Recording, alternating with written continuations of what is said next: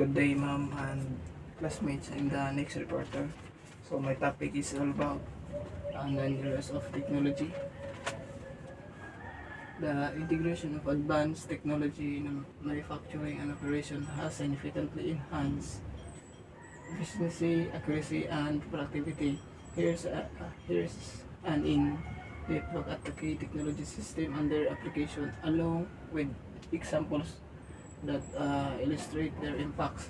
So, ang 9 areas of technology are the different categories that show how technology used in many activity like health, farming, communication, transportation, and construction, and so other pa. So, number one is computer numerical control. So, ang kaning computer numerical control, example na ako ni Diretso is muna siya ang kumbaga nagkuan ka og usa ka magpa-layout bitaw tag t-shirt nato sa usa ka computer.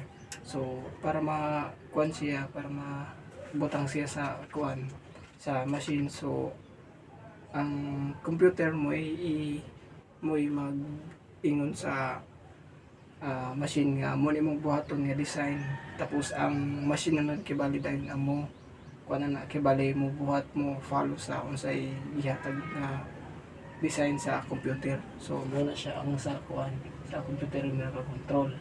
So next is automatic identification system.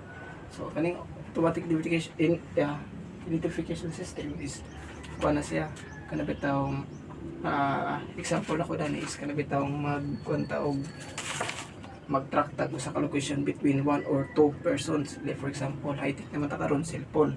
So gusto ka magipagkita sa mga example lang ni siya. So gusto naman ako pag gusto kay balik ka maki-meet up sa usa ka tao. So wala ka katuod kay dako na siya lugar, example lang nato na sa Manila. So dako siya lugar. So by using location and then track the area kung asa mo dapit.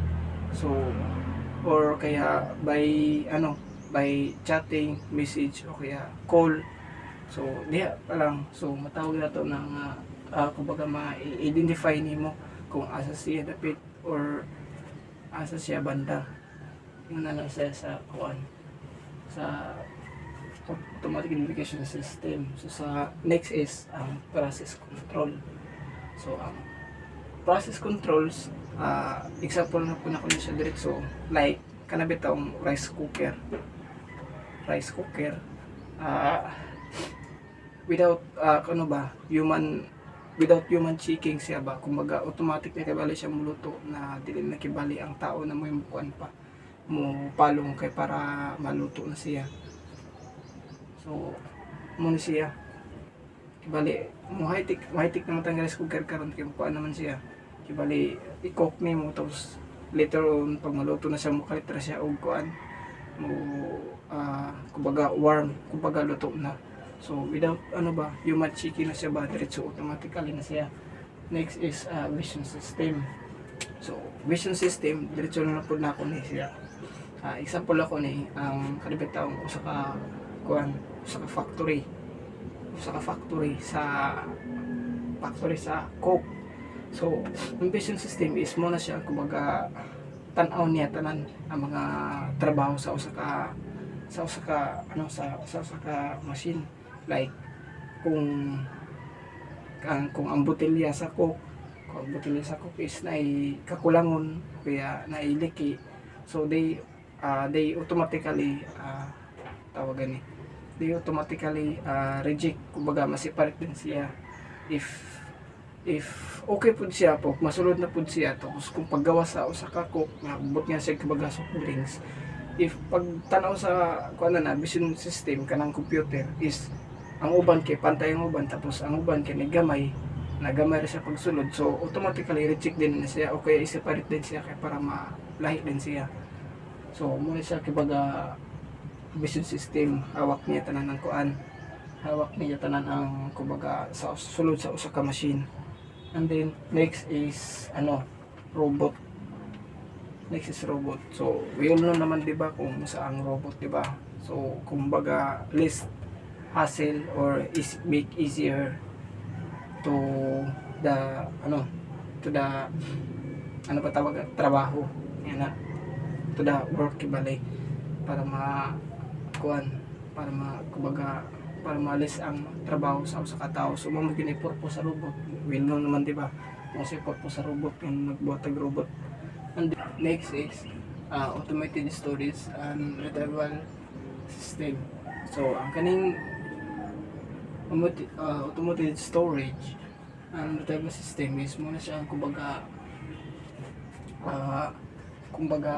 warehouse kibali sa usa ka warehouse. Na example ako din sa usa ka warehouse is na siya kumbaga mga boxes ba like sa mga supply sa mga product nato na which is kanang dagko siya na mga butang. So instead of ang tao mo hakot o mo plaster or ani butang or kuwaon niya.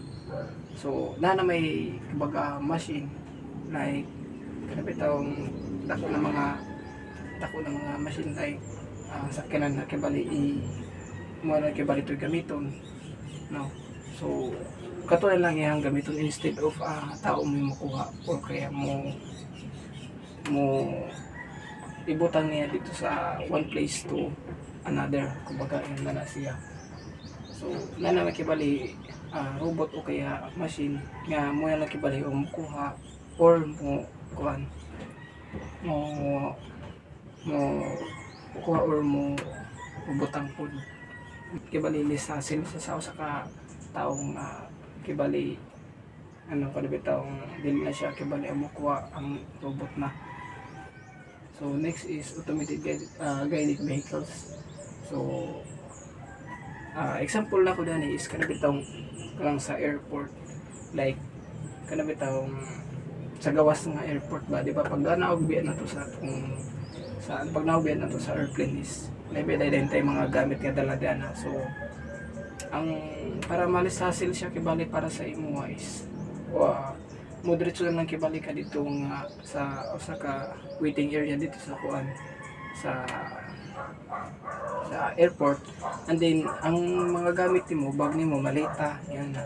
So nakibali mo kuha di adto sa usa ka sakyanan kibali tapos ibutang lang kibali dito sa kuan sa katubitawng mo siya elevator ba escalator ning nana nga ibutang dito tapos ang imong bag maabot ra kibali dito sa kuan sa waiting area nga kadabitong magpaabot ka dito kuha rin imong bag o pagitaro din imong bag.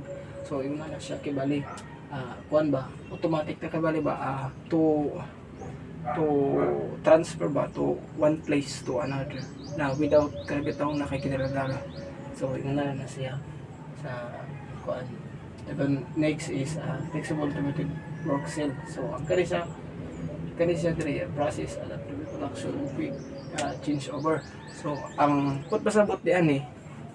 So ang putpasabot di ani kada bitaw di ba sa una is kada bitaw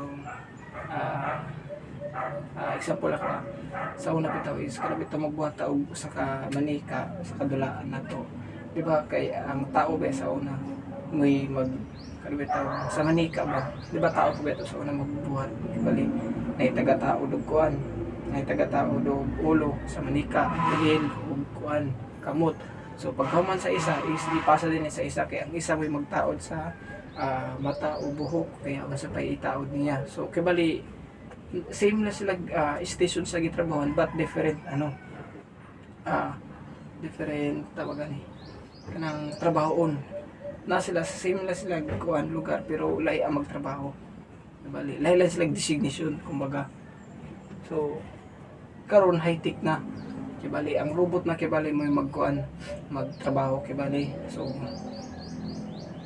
sulod sa usa ka machine kibali sulod sa usa ka machine. So ang narasulod sa usa ka machine but lain-lain gyapon siya og kuan lain-lain siya og station and siya station but isa ra sila tanan na robot nga nagbuhat di ana kumbaga pagpahuman diri sa isa pagtaod sa manika dili siyang lawas og kuan ulo so pikas na pud magtaod sa kuan. So robot na dili kay bali tao.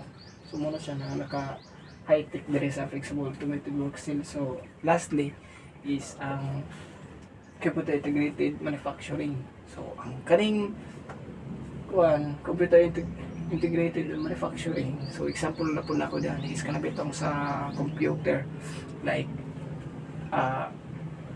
usa ka machine gyapon siya, but kibali ang computer mo ingon sa machine nga magbuhat kag chinilas, example tag chinilas. So magbuhat kag chinilas, ingon nga ni kadako nga size, tapos ingon ni kagamay nga size, tapos ingon na ni ang color ug iyang design. So kumbaga ingon lang kibali sa computer, ang ingon lang kibali sa computer usa nga design, usa ka dako nga kuan size or unsa pa. So ang machine na kibali mo bahala diyan nga mo trabaho dayon. So naay kumbaga diretso na kibali siya ba. So mo na siya ang sa kuan sa computer integrated manufacturing. So salamat.